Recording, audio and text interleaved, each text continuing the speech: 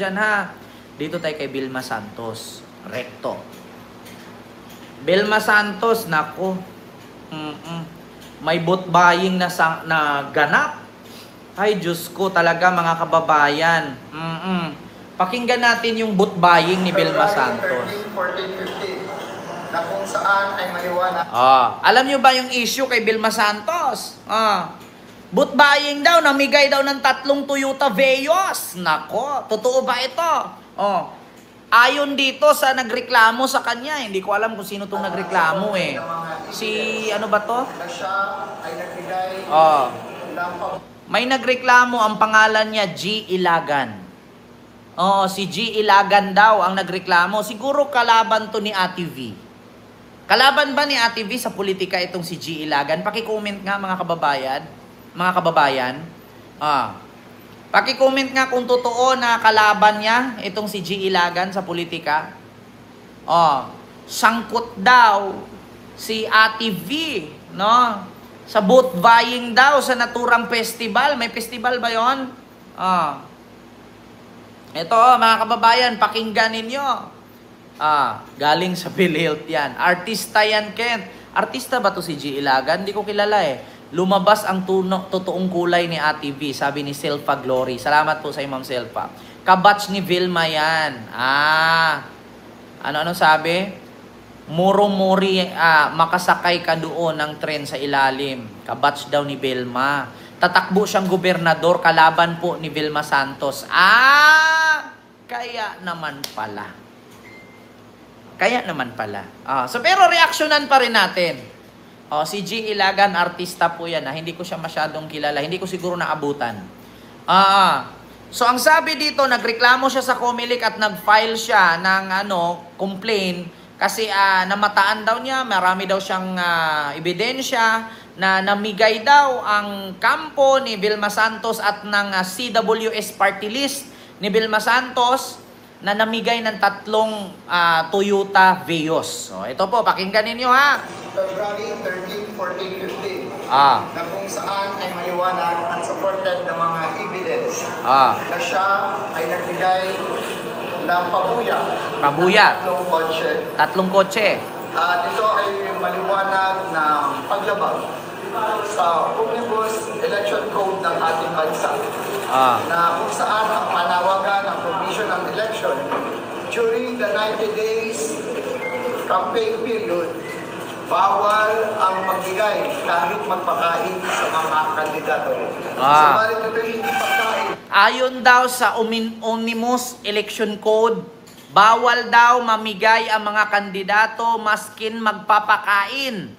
Bakit daw itong CWS party list ni Vilma Santos namigay ng 3 kotse?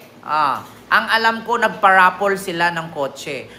Kung ako, para sa akin, kung palaro yon, wala naman po sigurong problema. Palaro naman yun, hindi naman niya binigay diretsyo sa tao. Di ba? Hindi naman niya siguro diretsyong binigay sa tao. Patay na si G. Ilagan na artista. Hindi ko alam kung sino to. May nag-comment lang G. Ilagan eh. Ma'am Vincent, wala na yan. Sira na yan kay Vilma. Sabi ni Luisito Pelariha. Nag-file daw siya ng complaint sa Comelec. Na namigay daw ang CWS party list ni Vilma Santos ng 3 kotse. Patay na daw si G. Ilagan. Hindi ko alam kung sino ito. Ito'y 3 kotse. 3 kotse. Nag-Vios ang pinapremyo. At ito ay isang pagkilos na paglabag ito para sa batas ng ating Comelec. So, bakit po naging concern niyo ito eligible buying, especially for this particular party list? Una, nakita natin na dapat nating simulan na ang tama. Dapat makita rin natin at may siguro kung talagang gumugulong pa ang batas sa ating bansa. At ito ay sa panawagan din ng Commission on Election na humihingi ng tulong na kung may malalaman na magbabiolate ay sila ay magbigay alam sa kanilang opisina. So, balit ako ay Anything channel, hello po. Formal kong i-complain ang CWS party list represented by Congressman Elwin Gargola para sa violation ng vote buying. Ito pala siyang nag-file ng complaint sa COMELEC, no? Kasi violation of vote buying daw sa CWS party list ni Vilma Santos Recto. Hindi ko alam kung sino ito Sinisiraan yan ng kalaban. Kaya naman pala, karapatan niya yon. Karapatan niya magreklamo. Wala akong pakialam dyan kung anong reklamo niya dyan patungkol sa sasakyan daw na 3 Toyota Vios na pinamigay daw ng evidence po yan and not her silang, sabi ni Ma'am Lilibet Juicy. Hindi ko siya kilala pero ito nagre-react lang po ako. No? At nakita ko po ito at ito po ang inisyu ngayon kay Gobernador Vilma Santos Recto na namigay nga daw ng 3 kotse at sana mapakinggan din po natin yung reaction or sagot ni Ate Guy, ni Ate Vilma Santos Recto. Para kasi pangalan niyang naninrap dito, ang CWS party list daw. Nagpaparapol ng 3 kotse, bawal naman daw yun sa mga kandidato according sa Omnibus Election Code ng COMELEC.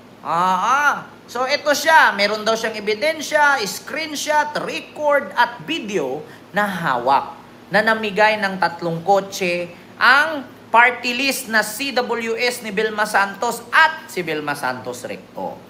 Ayun na ang issue mga kababayan. So sana ibalita ito sa media. Actually, sabi ko nga sa inyo, kami mga vlogger na uunang magbalita bago lumalabas sa TV.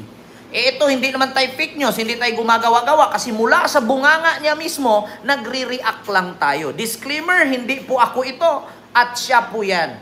Diba? Siya ang may balita niyan, sinishare lang natin sa inyo. So wala naman po tayong paninira dito kay Vilma Santos at hindi din po tayo naninira sa kanya kasi siya po ang nagsalita, nagre-react lang po. Diba? So disclaimer, mga kababayan, klarong-klaro po.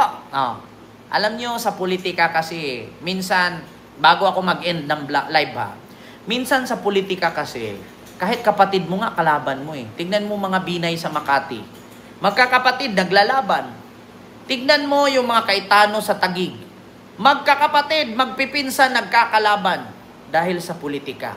So ito pa kaya na hindi naman sila kaano-ano ni Vilma. Malamang sa malamang, magkakalaban sila. Alam niyo sa politika, ang mga politician parang artista yan. Bakit? Lahat ng baho nila pagdating ng eleksyon nakakalkal.